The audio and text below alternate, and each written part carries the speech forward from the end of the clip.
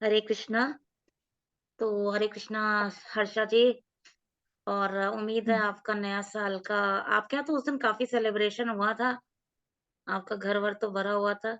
सब हाँ, सब फैमिली आई थी, सब पूरे एन्जॉय कर रहे अच्छा, थे। अच्छा, बस पिज़्ज़ा-विज़्ज़ा खाता और ये वो बस घर में कुछ बच्चे वगैरह सब अच्छा गया अच्छा। हाँ, नहीं 31st हमारा थोड़ा-सा शांत बीता क्योंकि घर में हम ही बच्चे हैं, बाकी तो कोई है नहीं। तो ये ऐसा था कि शांति से बीता, अच्छा लगा, थोड़ा-सा खाया-पिया, केक-वेक खाया, ये सब किया, मज़े किए। और हाँ, लेकिन एक बात हुँ, ज़रूर हमने संकल्प ली कि भई मतलब ये साल में भक्ति थोड़ी और स्ट्रॉन्ग करनी है और और ज़्यादा कैसे नॉट जस्ट हुँ, कि हम चैंट करें ज़्यादा से ज़्यादा बट जो आपने कार्य किया उसमें हम सहयोग करें और जो हम कर रहे हैं साथ मिलके वो अच्छे से चले आपके साथ और चल हम सच में। प्रचार कर हुँ, पाएँ और मतलब लोगों तक पहुँचा पाएँ। मेन मकसद तो हमारा यही है कि लोग कहते हैं भई भक्ति बुढ़ापे की चीज़ है। तो हम ये बताना चाहते हैं कि नहीं हम लोग जो हैं यंगस्टर्स वो भी भक्ति करें। तो अगर अभी से करेंगे तो बुढ़ापे में जाके मतलब अच्छी हो पाएगी, है ना? तो हाँ, अभी हम लोग जो कर हुँ, रहे हैं बस प्रयास ही है कि जब तक बुढ़ापा हो और आँखों से दिखे ना उससे पहले हम भागवतम और भागवत गीता कम से कम पढ़ लें और पर समझ लें, है ना? और हुँ, जितना हम समझ पाए हैं तो उतना लोगों तक हम पहुँचा सकें, उसके आगे तो मतलब एटलीस्ट हमसे जो कंट्रीब्यूशन हो सकता है, वो हम कर पाएँ। तो हाँ, ये तो चलिए आज हम शुरू करते हैं। तो लास्ट टाइम हमें लगता है हम लोग वहाँ पे रुके थे हर्षा जी, जहाँ पे आपने हम लोग ने डिस्कस किया था कि नारद जी अ, भक्ति को मतलब भक्ति से वृंदावन में मिले थे और वहाँ पर उन्होंने देखा कि भक्ति माता रो रही हैं और उन्होंने उनसे पूछा था कि तुम रो क्यों रही हो? तो उन्होंने कहा मेरे 2 बेटे वैराग्य और अज्ञान, ये दोनों क्षीण होके पड़े हुए हैं और जब हम यहाँ पर आए तो मैं तो मतलब फिर से जवान हो गई लेकिन मेरे बच्चे जो हैं, ये वो नहीं बूढ़े के चले। बूढ़े हैं। हाँ, तो उनको हुँ, यही फिर नारद जी ने बताया था कि कलयुग है ये और भगवान चले गए हैं, तो अब इनकी कोई आवश्यकता नहीं है लोगों को। मतलब इनकी कोई वैल्यू नहीं है, आवश्यकता तो नहीं कहेंगे, वैल्यू नहीं है। आवश्यकता तो बहुत है, हाँ, पर वैल्यू नहीं है इन लोगों की। तो इसीलिए हुँ, आप जो है आपको तो भगवान के श्री चरण वैसे भी मतलब आप उनके करीब हैं, भगवान के हृदय में बसती हैं, तो हुँ, आपके ऊपर कृपा हो गई, इनके ऊपर नहीं हुई। तो आई थिंक हुँ, यहाँ तक हुआ था और उसके हुँ, आगे हम डिस्कस ही कर रहे थे कि उन्होंने ये भी कहा था कि आवश्यकता क्यों नहीं मतलब लोगों को इसकी वैल्यू क्यों नहीं है। उसके ऊपर आप बात कर रही थी कि क्या चल रहा था कलयुग में और क्यों नहीं लोग ज्ञान और वैराग्य को पा पा रहे थे। अ, हाँ, मैं और एक उसमें बताना चाहती थी कि जैसे नारद मुनि ने उनसे उनके कान में कुछ श्लोका कहे भगवत गीता के। हाँ, हाँ, ये है कि वो सुनकर वो कैसे वैसे तो मतलब जैसे थोड़े से होश में आ गए, बट फिर वो वैसे सो गए। फिर वो मूर्छा अवस्था में थे, हाँ, जहाँ पर उनको ये नहीं आया। तो हाँ, सोचो कि अगर मतलब सिर्फ भगवत गीता के श्लोकास भी करते हैं तो थोड़ा सा हाँ। ही ज्ञान होगा, तो जैसे उसके लिए इसमें लिखा परम है ज्ञान कि उन्होंने वेद वेद का वो किया, उन्होंने वेदांत घोष किया, उन्होंने वेद ध्वनि, गीता पाठ करके जगाया, ठीक है? तो वो दोनों जगने की कोशिश तो की है, ज़ोर बहुत लगाया, लेकिन फिर उनकी आँखें मतलब खुली लेकिन फिर बंद होने लगी, मतलब आलस से जैसा उनका वो हो गया था। हम्म, हम्म। हुँ, तो इसमें एक बताने जैसी बात यही है कि भागवतम से ही पूरा ज्ञान और पूरा वैराग्य हो सकता है। तो मतलब हाँ, वैराग्य और ज्ञान क्या है? ज्ञान सच कहा जाए तो बच्चों को जन्म से ही देखते हैं हम लोग ज्ञान दाना शुरू कर देते हैं। हुँ, फर्स्ट उसका नाम नामकरण, हाँ, ताकि नाम जान लो, खुद का ज्ञान जान लो, ताकि जब कोई बुलाएगा तो तुम दे सकते हो उनका आवाज कि हाँ ये मेरा नाम है, राइट। हाँ, फिर स्कूल में जाना, फिर शिक्षा का ज्ञान है। हर चीज में मतलब माँ बाप भी उनको ज्ञान देते हैं। हर रास्ते में जैसे लाइफ में आगे कुछ करना है तो हुँ, जहाँ पर वो जॉब करता है वहां से कुछ ना कुछ वो ज्ञान प्राप्त करता ही रहता है। वैराग्य आने के लिए बहुत टाइम होता है, वो हमेशा जैसे अभी आपने कहा कि सचमुच लोग बोलते हैं कि भक्ति करने की टाइम है वो अभी नहीं है, बुढ़ापे में है। लेकिन क्या पता उनके नसीब में बुढ़ापा लिखा भी हो, वही जो वही टाइम दिया है वो। हाँ, वो एक दिया तुमको, ऐसे एक चांस दिया है। आप उसका ऐसे करोगे अनुकरण कि नहीं मैं बुढ़ापे में करूंगा, पता नहीं बुढ़ापा जैसे होगा ही अगर नहीं आप लाइफ ऐसे में, और कुछ सोचिए ऐसे ही कि हम चलेगा। लोग कभी कभी ऐसा होता है, बच्चे जो आलसी होते हैं, आज नहीं पढ़ेंगे, हम्म, कल पढ़ लेंगे, कल पढ़ लेंगे, और जब इम्तिहान आता है तब वो पूरी किताब खोल के बैठते हैं। और उसके बाद जब वो एग्ज़ाम दे लेते हैं तो मन में क्या सोचते हैं, अगर मैंने पहले पढ़ लिया होता ना तो 40 की जगह मेरे 60 आ गए होते। तो वही है करेक्ट कि मतलब करेक्ट। हाँ, वही चीज़ है कि भक्ति भी हम ऐसे ही सोचते हैं। हाँ, और टाइम हाथ से निकल जाने के बाद उसका कुछ भी ये नहीं होता है, असर होता नहीं है उसका, क्योंकि एक साथ एकदम ज्ञान वो नहीं मिल पाएगा। एक रात में कोई भी एक पुस्तक पढ़कर वो कुछ नहीं हो पाएगा। मुझे अभी भी एक वीडियो याद आ रहा है, जिसमें कुछ कहीं तो वीडियो देखा था, वो एक छोटा बच्चा पुस्तक ऐसे के पन्ने पलट रहा है, और सर ऐसे ऐसे कर रहे हैं, जैसे कुछ ज्ञान हो और अपने सर में आ जाए हाँ, हाँ, मैंने देखा। वैसे। एकदम, मतलब मुझे ऐसे ये हो रही थी कि सचमुच लोगों का ऐसे ही चल रहा है ये, कि बुढ़ापे में सोच रहे कि हाँ हमें ज्ञान मिल रहा है, हमें ज्ञान मिल रहा है, कथा एक्चुअली सुनने जाते हैं देखिए वो सुनते हैं। इसमें एक चीज़ और आती है कि जो हाँ, ज्ञान के पीछे हम पढ़ रहे हैं, ठीक है? हम दिन भर बच्चों को हम्म, मतलब कहते पढ़ो, पढ़ो, पढ़ो, पढ़ो, ठीक है? और बच्चा क्या करता है, अ, बच्चे को अगर आप साथ में ना थोड़ी भक्ति भी सिखाएँ, तो उसका मन जो है वो थोड़ा शांत रहेगा, पढ़ाई में भी उसका मन लगेगा। अब बेचारा आजकल ना मैंने करेक्ट। देखा है जो 10th में हम लोग पढ़ते थे, अब वो 6th में पढ़ाया जा रहा है। तो सोच लीजिए सिलेबस कहाँ से कहाँ जा रहा है। एज़ अ टीचर हम जी आपको जी। बता रही हूँ, जो हम 10th में पढ़ते हाँ, थे फिज़िक्स, मैथ्स, आज वो 6th का बच्चा पढ़ रहा है। कैन यू इमेजिन कि उसके करेक्ट। सर पे कितना बोझ है।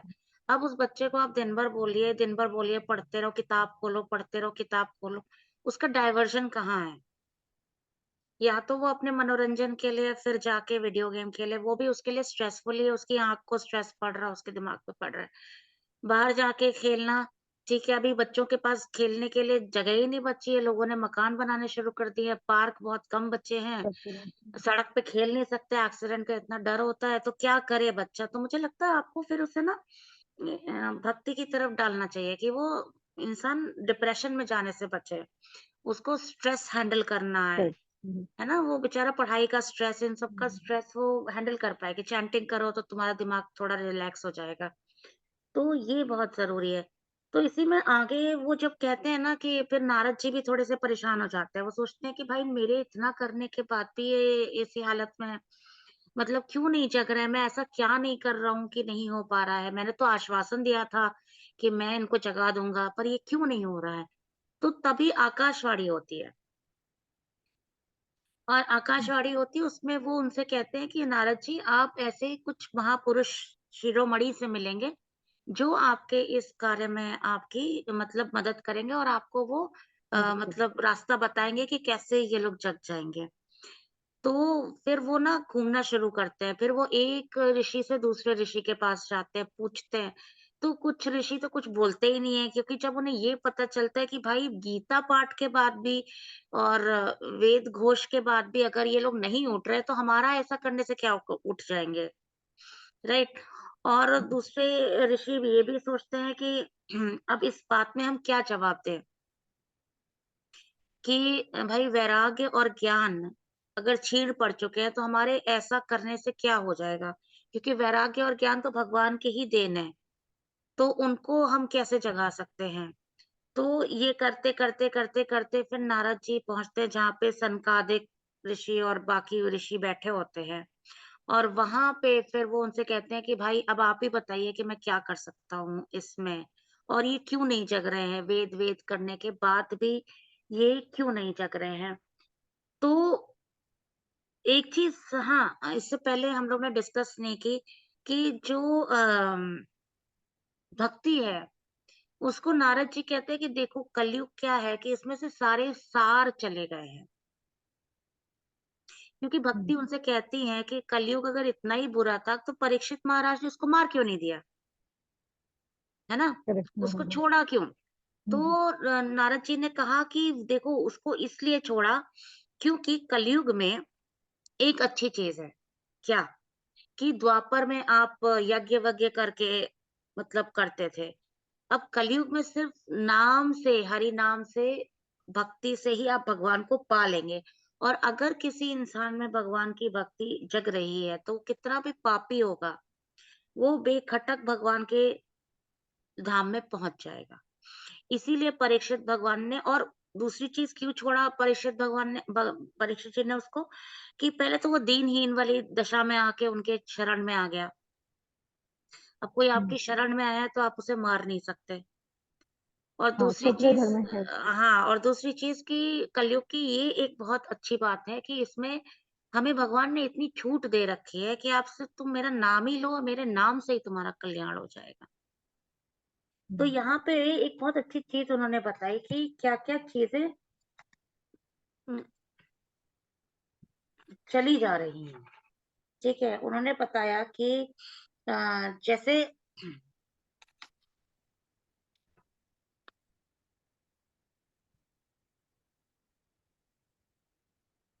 हुँ, हाँ, तो वो कह रहे थे कि जैसे यहाँ पर है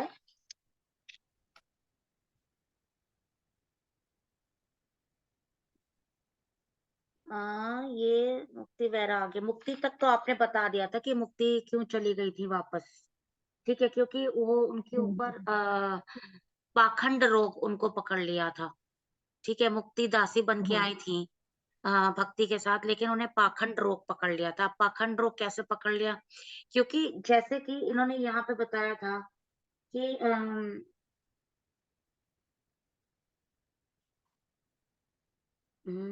यहीं पर था कि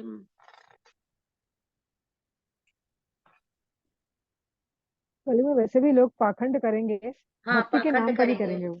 और इन्होंने 4 प्रकार के वो बताए थे कि क्या-क्या चीज़ें हट गईं। जैसे कि अब आप बात करें कि तप भी अब काम नहीं करता। क्यों? क्योंकि अब जो तप योगी हैं, वो तप किस लिए करते हैं? जैसे ब्राह्मण है, तो अब वो मतलब कि अपने घर-घर जाके जो करते हैं, वो सिर्फ़ धन के लिए करते हैं। पाठ जो भी करते हुँ, हैं, वो भगवान की भक्ति के लिए हुँ, नहीं करते हैं। जैसे आप कर्म कांड की बात करें, तो ब्राह्मण क्या करते हैं? आपसे दीक्षा लेके आपसे दक्षिणा लेके जाते हैं। ऐसा कोई भी ब्राह्मण नहीं है जो आपसे हुँ, बोलेगा नहीं मैं भगवान का नाम लेके चला जाऊँगा, राइट? और ब्राह्मण भी क्या कर हुँ, रहे हैं? अब अपनी पत्नियों के साथ रमण कर रहे हैं, तो वो ब्राह्मण रहे कहाँ? है ना? हुँ, तप योगी है, तो वो तप का क्या कर रहे हैं कि तप से वो दूसरों को मतलब बेवकूफ़ बना रहे हैं, तप योगी। तप में भी पाखंड आ गया हुँ। है। तो यहाँ पे ये हाँ, दिखा रिलेशनशिप हाँ, यहाँ पे ये रिलेशनशिप हो गया है कि जो मुक्ति जब मुक्ति आई थी भक्ति के साथ धरती पे, तो भक्ति, मुक्ति, वैराग्य और ज्ञान ये सब साथ आए थे। हुँ, लेकिन मुक्ति को पाखंड रोग लग गया इन द सेंस कि जो लोग आपको मुक्ति के रास्ते पे ले जाते, वही लोग पाखंड करने लगे थे। आपको ब्राह्मण ले जाते, आपको तपयोगी ले जाते, आपको ध्यान योग ले जाते। तो ये जो भी रास्ते थे, ये पाखंड के रास्ते बन गए, ये प्योर रहे ही नहीं। तो जब प्योर रहे ही हुँ, नहीं, तो इसीलिए मुक्ति को फिर वापस जाना पड़ा। उन्होंने कहा कि अब मैं सिर्फ़ भगवान के ही धाम में रहूँगी, तो जो यहाँ से भक्ति करके ऊपर आएगा, उसी को मोक्ष मिलेगा, उसी को मुक्ति मिलेगी। हाँ। है ना? नहीं तो पहले जो हम हुँ, लोग ने लास्ट टाइम डिस्कस किया था कि पहले तो आपको धरती पे ही मुक्ति मिल जाती थी। ऋषि, मुनि, करेक्ट, हाँ। तप योगी सब इनको जो जिसने जो रास्ता अपनाया उसको उस रास्ते पे मुक्ति मिल जाती थी। लेकिन कलयुग में ऐसा नहीं होता है। इसीलिए कलयुग में भक्ति ही इम्पोर्टेंट है और भक्ति प्योर हुँ, भक्ति भी नहीं, भक्ति की छाया रूप है यहाँ पर।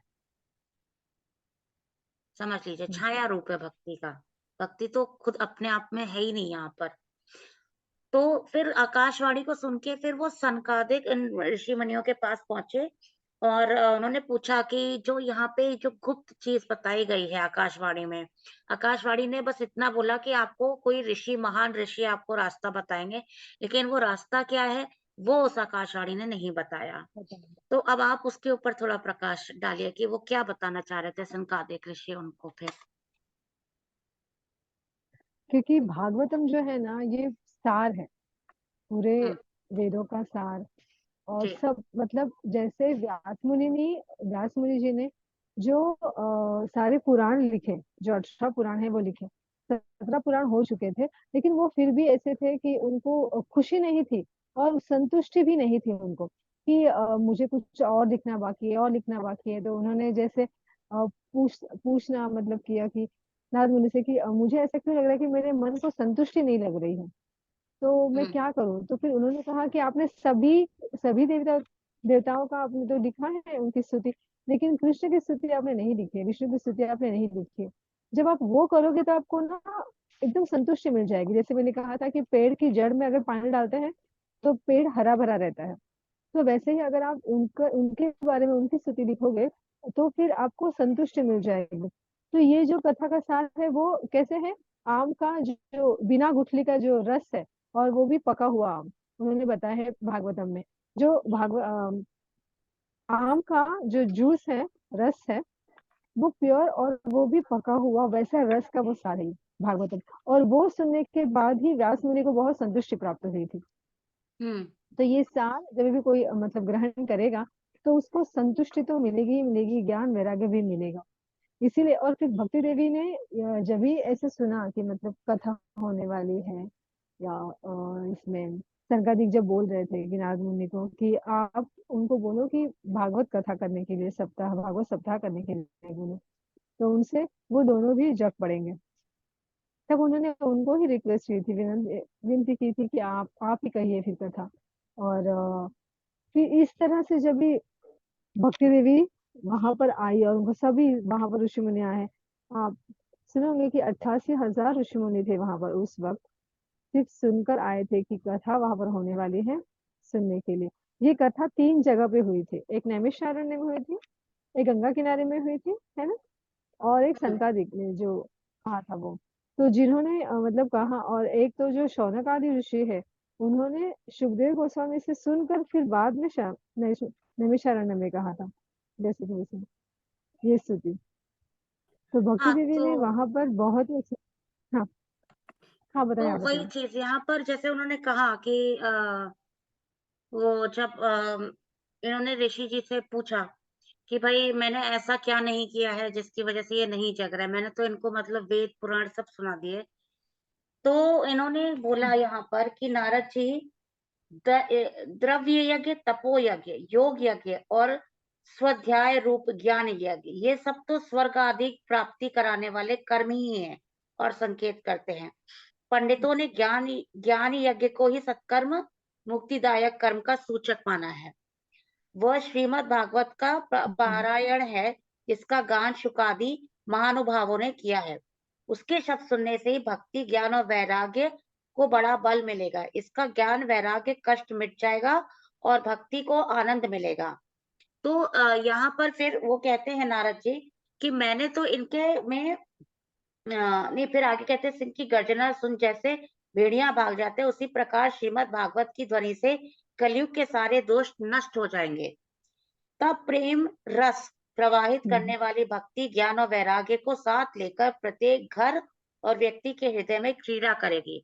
तो नारद जी कहते हैं कि मैंने तो वेद वेदांता ध्वनि और गीता पाठ करके उन्हें बहुत जगाया, किंतु फिर भी भक्ति, ज्ञान और वैराग्य ये तीनों नहीं जगे। ऐसी स्थिति में श्रीमद् भागवत सुनने से वे कैसे जगेंगे? ठीक है, क्योंकि उस कथा के प्रत्येक श्लोक और प्रत्येक पद में भी वेदों का ही सारांश है। तो वो कहते हैं कि जब मैंने सारांश है, प्योर हाँ। वेद सुना दिया वो नहीं जगे, तो श्रीमद् भागवत कैसे जगेंगे? तो फिर सनकादि ने कहा कि श्रीमद् भागवत की कथा वेद और उपनिषदों के सार से बनी है, इसलिए उनसे अलग उनकी फलस्वरूप फल रूपा होने के कारण वह बड़ी उत्तम जान पड़ती है। जैसे कि आप ऐसे समझिए कि आपको कोई बोले कि आप बीमार हैं, तो आप अमरूद मतलब आप केला खाइए, सेब खाइए। तो अब कोई बीमार है तो वो अलग से केला खाए, अलग से सेब खाए, वो नहीं खा पाएगा पूरी तरीके से। लेकिन अगर आप इन्हीं सब फलों को मिक्सर में डाल के इनका जूस निकाल दें और उसको दे हम्म, दें, तो वो आसानी से ले लेगा और वो स्वस्थ हो जाएगा। हम्म, तो यहाँ पे इन्होंने हाँ, यही बोला कि ठीक है, तुम जो कह रहे हो, तो श्रीमद् भागवतम इन सारे वेद पुराण सबका सार है। मतलब ये सारे फलों का जूस एक साथ है। तो तो अब सारे फलों का जूस तुम कर एक दिया। ही बार में इनको दे दोगे तो ये तो ठीक ही हो जाएँगे। फिर वो कहते हैं इसलिए उनसे हाँ, अलग होने की जिस प्रकार रस वृक्ष की जड़ से लेकर शाखा गर्भ पर्यंत रहता है, किंतु इस स्थिति में उसका आस्वादन नहीं किया जा सकता। वही जब अलग होकर फल के रूप में आ जाता है, तब संसार में सभी को प्रिय लगने लगता है। दूध में घी रहता है ही है, किंतु उस समय उसका अलग स्वाद नहीं मिलता। वही जब उससे अलग हो जाता है, तब देवताओं के लिए भी स्वाद वर्धक हो जाता है। खांड ईख के और छोर बीच में भी व्याप्त रहती है, तथापि अलग होने पर उसकी कुछ और ही मिठास होती है। ऐसे ही ये भागवत भागवत की कथा है। ये भागवत पुराण वेदों के समान है। श्री व्यास देव ने इसे भक्ति, ज्ञान और वैराग्य की स्थापना के लिए प्रकाशित किया है। पूर्व काल में जिस समय वेद वेदांत पारगामी और गीता की भी रचना करने वाले भगवान व्यासदेव खिन्न होकर अज्ञान समुद्र में गोते खा रहे थे, उस समय आप ही ने उन्हें 4 श्लोकों में इसका उपदेश किया था। उसे सुनते ही उनकी सारी चिंता दूर हो गई थी। तो उन्होंने यही बोला कि देखिए, इन द अदर सेंस, कि जैसे कि हाँ, जो इन्होंने एग्जाम्पल दिया कि घी जो है वो दूध से ही बनता है, राइट? जब मलाई निकाल देते हैं हम, मलाई खट्टा हो जाती है, फिर हम उसको कढ़ाई में डालते हैं और उसको करते हैं तो घी बन जाता है। तो अब हम कहेंगे कि दूध में जब घी पहले ही था तो फिर हम अलग क्यों किया, राइट? तो अलग इसीलिए श्रीमद् भागवतम अगर वेदों में पहले ही था, लेकिन अब उसे अलग इसलिए कर दिया कि आपको प्योर मिले। आपको जिस चीज़ की आवश्यकता है वो आपको प्योर मिले। आपको ज़्यादा कष्ट ना करना पड़े, राइट? मतलब तो श्रीमद् भागवतम ऑलरेडी उन वेदों के अंदर था, भगवान की स्तुति सब कुछ था, लेकिन अब आपको ढूँढना पड़ता उसमें, है ना? पर्टिकुलरली। तो अभी क्या है वो अलग हो गई। तो उन्होंने नारद जी को ये भी बोला कि आप ही तो थे जिन्होंने सुखदेव महाराज को मतलब भगवान के बारे में 4 श्लोक बोले और उनको एनकरेज किया कि वो श्रीमद् भागवत के बारे में बात करें। या व्यासदेव जी को लिखने के लिए आपने प्रेरित किया। तो फिर आप ही कैसे हाँ, भूल गए हाँ, कि श्रीमद् भागवत ही जो है वो उन्हें जगा सकती है। तो यहाँ पे हमें लगता है कि श्रीमद् भागवत की एक और बहुत महत्वपूर्ण चीज़ पता चल गई कि याद कीजिए गोकर्ण की कथा जो हम लोगों ने पहले की थी, उसमें भी हमने बताया था कि श्रीमद् भागवतम कैसे मुक्ति का द्वार है, हमारे पूर्वजों के लिए हम्म, जिनकी मृत्यु हो गई है, उनके लिए भी ये हम्म, मुक्ति का द्वार है, कि जो लोग हैं उनके परिवार में, वो भी इसको करके उन्हें मुक्ति दिला सकते हैं। और आप स्वयं की मुक्ति के लिए भी, जीते जी भी आप अपनी मुक्ति के लिए इसका पाठ कर सकते हैं। तो आप इसके ऊपर थोड़ा और डालें प्रकाश। और आज जो हम लोग ने भागवत गीता में भी अगर याद कीजिए आपके चैनल पे, जो बात की है हम्म, कि मुक्ति श्रीमद् हाँ, भागवतम और भगवान को प्रसाद, और आप अगर थोड़ा-सा उसका संक्षेप यहाँ पे बताएँ तो सब कनेक्ट हो जाएगा एक साथ। हाँ, हाँ। प्रसाद ग्रहण करने से, और उन्होंने कहा है जो नवविधा भक्ति है, हाँ, उसके करने से, जैसे यज्ञ यज्ञ जो है वो भगवान विष्णु के ही, मतलब विष्णु भगवान जो है वो भोगता है खुद ही। हाँ, और यज्ञ में जो समर्पित जो भी करते हैं, अर्पण करते हैं, वो भगवान को ही मिलता है। और सारे हुँ, जो देवी देवता हैं, जैसे वो टहनी की तरह है, ब्रांचेस की हुँ, तरह है, पेड़ की जैसे पत्तों और फूलों की तरह है। हाँ, तो उसको उनको अगर खुश करना है तो जड़ में डालना पड़ेगा जल। तो वैसे ही भगवान है विष्णु और कृष्ण, तो उनको अगर आप खुश करते या फिर भक्ति से प्रसन्न कर पाते हैं, नवविधा हर एक भक्ति से, जैसे अगर आपने साख्य से, दास भाव से करो, या फिर जैसे अर्चनम से करो, वंदनम कर दो, मतलब जैसे प्रणाम करके आप उनको कर सकते हो। उनको जैसे सुनकर, उनकी कथाएं सुनकर, उनकी कथाएं बोलकर, हर एक चीज से, किसी भी आत्मनिवेदन से जैसे किया है तो किसी भी तरह से आप अगर कर सकते हो, उनका चेहरा देखकर और उनका दर्शन करके, तो वो साधन है भक्ति का। उसमें अलग अलग प्रकार की भक्ति भले ही हो, लेकिन भगवत धाम का जो मार्ग है वो एक ही है। जैसे अगर हम कहीं जाना चाहते हैं तो उसके अलग अलग मार्ग होते हैं, लेकिन रास्ता एक ही होता है ना? वैसे तो जाना एक ही जगह है, जैसे मंदिर एक ही जगह होती है, वैसे ही भक्ति है। अगर आप भक्ति करना चाहते हो तो प्रसाद ग्रहण करना या प्रसाद बनाना, ये और वो क्यों है, प्रसाद प्रसाद ही खाना क्यों है? क्योंकि उससे उन्होंने बताया था कि हमारी चेतना शुद्ध हो जाती है। शुद्ध अन्न खाने से चेतना शुद्ध हो जाती है, और चेतना शुद्ध होने के बाद ही हम लोग कुछ अच्छा सोच पाते हैं सत्वगुणी लोग। हाँ, नहीं तो जो मांसाहार करते हैं, हाँ, जैसे उन्होंने बताया था कि उसमें एक है कि जो तामसी लोग हैं वो मांसाहार भगवान को अर्पण करते हैं पशु बलि के रूप में। पशु बलि मतलब देते हैं काली माँ को। हाँ, उन्होंने जैसे एक श्लोका में 2.13 ऐसे 3.11 में बताया है। हुँ, तो हाँ, थोड़ा सा मैं मतलब मुझे ये नहीं है कि तो ये मतलब मैंने पढ़ा नहीं अभी तक कि कहीं भी ऐसा उन्होंने मेंशन किया है कि देवी मतलब काली माँ को जो पशु बलि दी जाती है, कहीं अभी तक मेरे पढ़ने में तो आया नहीं है। क्योंकि मैं ऐसे सोचती हूँ कि वो तो जगदम्बा है और हमारी सबकी माँ है। तो एक माँ को हर एक बच्चा प्यारा होता है, तो वो बिल्कुल। एक बच्चे को खुश करने के लिए दूसरे की बलि नहीं ले सकते, ये है। लेकिन देखिए, अभी के उनका लोगों जो को क्या है, कॉन्सेप्ट इनके है पीछे वो ये है कि अ, वो तामसिक लोगों की ही देवी हैं, ठीक है? इसलिए उनका रूप इतना हम्म, रौद्र है। तो देखिए, तामसिक जो है, अब वही जो बात हुई कि भक्ति, तो अब हम लोग हम्म, ने अगर याद कीजिए, ये डिस्कशन किया था कि भगवान ने सबकी भक्ति का साधन बनाया हुआ है कलयुग में। मतलब हम्म, चोर उचक्के भी ना छूटे। अब जो मांस खाते हैं, जैसे कि जो लोग जंगल में रहते हैं, जो मतलब हमारी तरह सिविलाइज्ड नहीं है, ठीक?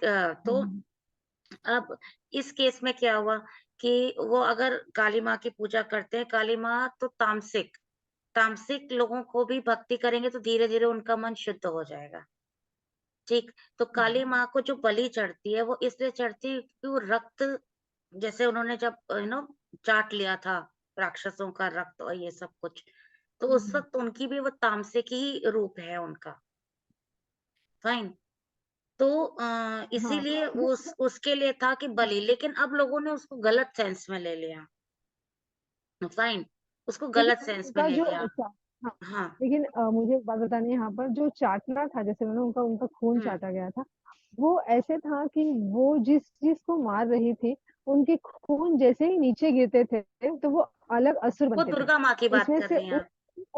हाँ, नहीं मैं हुँ, बताती हूँ, तो वो उसके लिए कि वो असुर बने ही नहीं, इसलिए उनको वो खून चाटना पड़ा था।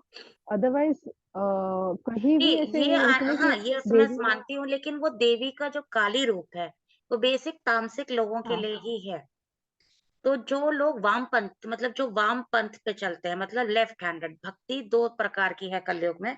एक राइट हैंडेड हम्म, जो हम लोग करते हैं, हाँ, मतलब सात्विक मंत्र पढ़ना, सात्विक वो करना।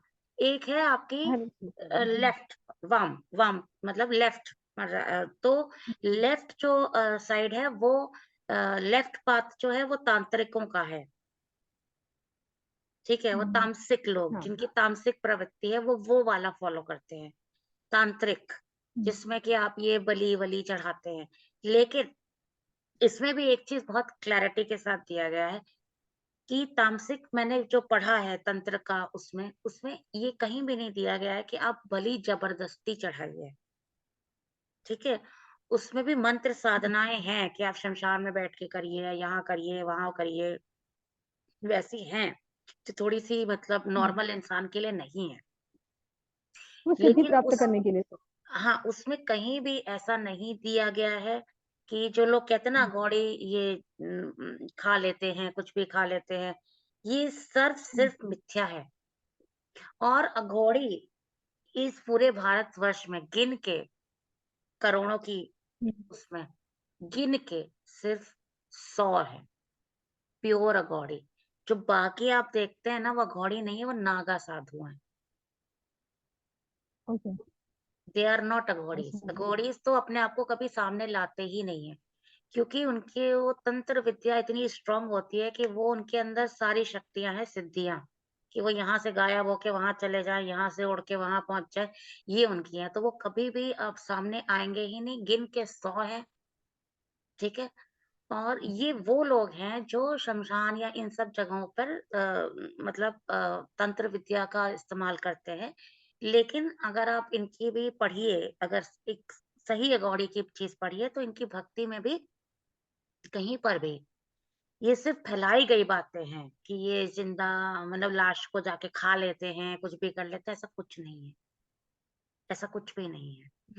हाँ, अब क्या है ये, क्यों खाते हैं? इसका रीज़न ये है कि अगर कहीं 1-2 बार ऐसा कुछ किया भी है, तो उनका कहने का मतलब ये होता है कि हम ईश्वर में इतने लिप्त हो चुके हैं कि हमें अच्छा और बुरा, इसमें कोई फ़र्क नज़र नहीं आता। हमारे लिए सब कुछ ईश्वर है। मतलब जैसे हम हुँ, बोलेंगे ये गंदा है, ये देखने में अच्छा है, उनके लिए अब कोई डिफ़रेंस ही नहीं रह गया है। अच्छा, मतलब अच्छा, बुरा क्या, सब भगवान का है। हुँ, उनका ये सेंस है कहने का। ये नहीं कि वो राक्षस बन के कुछ ऐसे खाते-पीते। उनका कहने का मतलब है कि अब हम एकदम उस स्टेट में पहुँच गए हैं, जहाँ पे ये गलत है, मतलब ये खराब है, ये अच्छा है, वो देखने में अच्छा लग रहा है, वो ऐसा नहीं है। वो इस डिफ़रेंस से ऊपर उठ चुके हैं। जैसे शिव जी हैं, उनके जितने भी गण हैं, वो भूत, प्रेत ये सब है ना। शिव जी हर हुँ, हर उस चीज़ को अपनाते हैं जिसको हमने छोड़ दिया होता है। करेक्ट, हाँ, तो हाँ, ये जो तंत्र वाले करते हैं, ये काली माँ और शिव जी के बहुत बड़े भक्त होते हैं। तो ये वही हैं कि मतलब ये वामपंथी हैं, ये वाम उस पे जाते हैं, लेफ्ट हैंडेड पे जाते हैं और इनके हिसाब से अच्छा-बुरा कुछ नहीं है। ये उस स्टेट पे पहुँच गए हैं कि सब कुछ भगवान का है। तो ये बस हाँ, चीज़ है, तो हम इसको गलत समझ लेते हैं। और वही कहते हैं ना क्योंकि कि किसी को आप पता नहीं है इसके बारे हाँ, में। कि लोगों को पूरा ज्ञान नहीं मालूम होता है, तो वो अब इसलिए इन्हीं की देखा-देखी चले जाते हैं शमशान में पूजा करने, कुछ भी करने। तो वो नहीं और वो सबके करना सामने चाहिए। आते भी नहीं होंगे वो, सबके सामने आते हाँ, भी नहीं होंगे नहीं, क्योंकि नहीं। उनको शायद ये भी सिद्धियाँ होंगी कि सामने वाले का वो जान सके भविष्य हाँ, क्या है, बिल्कुल, उनको बिल्कुल, क्या बिल्कुल। होना है। इसलिए तो वो शायद उनके सामने आप आते कभी भी नहीं भी होंगे। मतलब मैं मतलब कभी मुझे वीडियो मिला इनका किसी एक का, तो मैं ज़रूर आपसे शेयर करूँगी। तो वो बहुत सही तरीके से बताते हैं कि देखिए, हमारा जो पाथ है, वो हमारा पाथ है, उस पे किसी और को चलने की ज़रूरत नहीं है। क्योंकि बहुत हाँ, ही कठिन पाथ है उनका, बहुत ईज़ी पाथ नहीं होता है। भई आप बर्फ में जाके नहाइए, बर्फ में रहिए बिना कपड़ों के, ये तंत्र है। हाँ, ये तंत्र है कि आप बर्फ के पानी से नहाइए। आप जितना अपने शरीर को कष्ट दे सकते हैं, उतना। तभी तो आपका दिमाग न्यूट्रल होगा ना, जितना आप शरीर से अपना मोह छोड़ेंगे। ठीक है, हाँ, अरे हाँ, मुझे ठंड लग रही है, नहीं नहाएँगे, ऐसा नहीं। तो वो बहुत कठिन तपस्या भी करते हैं। तो आप जो जो लोग सुन रहे हैं या देख रहे हैं, अगर आप सोचते हैं कि तंत्र बहुत ईज़ी है और ये जो करते हैं, ये सिर्फ़ आपको पाखंड है। असली तंत्र तो ये है कि आप हिमालय पे जाइए, बिना कपड़ों के आप लंगोट में बैठिए और ऐसे संत महात्मा वहाँ पे हैं, जो 3 बजे सुबह उठ के उसी बर्फ से नहाते हैं और उसी बर्फ पे बैठ जाते हैं 3 घंटा। वो तंत्र है। हुँ, और मंत्र साधना हम जैसे लोगों के लिए, गृहस्थों के लिए, हम लोगों के लिए है कि हर कोई ऐसा शरीर को कष्ट नहीं दे सकता। एक सही रास्ता भी है, एक शुद्ध रास्ता है जाने का। आप भक्ति तो भक्ति क्या है? भक्ति दोनों तरीके से होती है, तंत्र से भी, मंत्र से भी। हुँ, लेकिन तंत्र कलयुग में मिसयूज़ हो गया है।